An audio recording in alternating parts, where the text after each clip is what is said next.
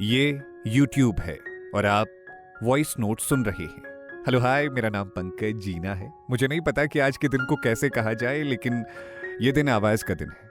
आज है world radio day. मैं अब रेडियो में काम नहीं करता, लेकिन मेरे जैसे इंसान के लिए हर दिन वर्ल्ड रेडियो डे ही है। कहते हैं आवाज़ से प्यार ना बहुत कम लोगों को होता है, लेकिन मुझे सबसे पहला प्यार रेडियो की आवाज़ से ही हुआ था। किसी रेडियो जॉकी को जब उसकी भारी भरकम आवाज़ के साथ बोलते सुना था तो बस मोहब्बत हो गई थी रेडियो से। रेडियो सुनते हुए मैंने घंटों बिताए हैं, पता ही नहीं चलता था टाइम का। तब मैं पहाड़ों में ही रहता था, कॉलेज पढ़ रहा था, तो मल्टीमीडिया एक फ़ोन लिया था मैंने। उस फ़ोन में रिकॉर्डिंग करता था मैं, जो भी रेडियो पे शो चलते थे उनकी। जो मज़ा उसे सुनने का था ना, वो मज़ा मुझे दोबारा ज़िंदगी में कभी नहीं मिल पाया। मुझे वीडियो से ज़्यादा ऑडियो वाले मीडियम से प्यार रहा है। तभी तो मेरा चेहरा भले ही कोई ना जानता हो, लेकिन आवाज़ ज़रूर सुनी है सबने। मैं इस चीज़ के लिए शुक्रिया करता हूँ रेडियो का, जिसकी वजह से मेरे अंदर आवाज़ के लिए प्यार कभी कम ना हुआ। आज भी मैं ना जब किसी से बात करता हूँ तो उसकी तरफ देखने से ज़्यादा उसे सुनना पसंद करता हूँ। तो मैं जब छोटा था, माँ के साथ जंगल में जानवर चराने जाता था।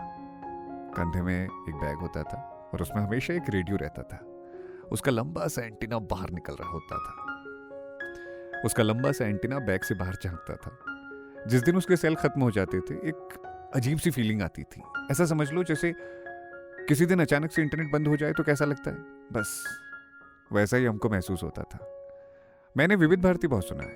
उसमें आता था पिटारा, यूनुस खान और ममता सिंह जी की आवाज़। क्या दौर था यार वो, क्या कहने उसके। कभी कभी जब हम खेत में फसल की गुड़ाई करने के लिए जाते थे तो कोई साथ हो या ना हो, रेडियो रहता था। उसके बाद जब मैं खुद रेडियो में काम करने आया, तब भी दिमाग में सिर्फ एक ही बात थी कि इतनी शिद्दत से काम करना है कि सुनने वाले को लगे कि उसने सच में अपने महबूब से बात की है। रेडियो ना एक तरफा मोहब्बत की तरह है, जिसमें एक आवाज़ से आप जुड़ जाते हो और फिर आपका रिश्ता बन जाता है उससे। मैंने एक टाइम में रेडियो स्टूडियो में 16-16 घंटे तक बिताए हैं दिन के। एक तो काम बहुत होता था, दूसरा मेरा वहां से जाने का मन ही नहीं करता था। अच्छा, तुम्हें पता है कि रेडियो काम कैसे करता है? एक तो आरजे होता है जो बोलता है, जिसे सब जानते हैं। उसके साथ होता है एक प्रोड्यूसर पैसे नहीं देता बल्कि कंटेंट लिखता है।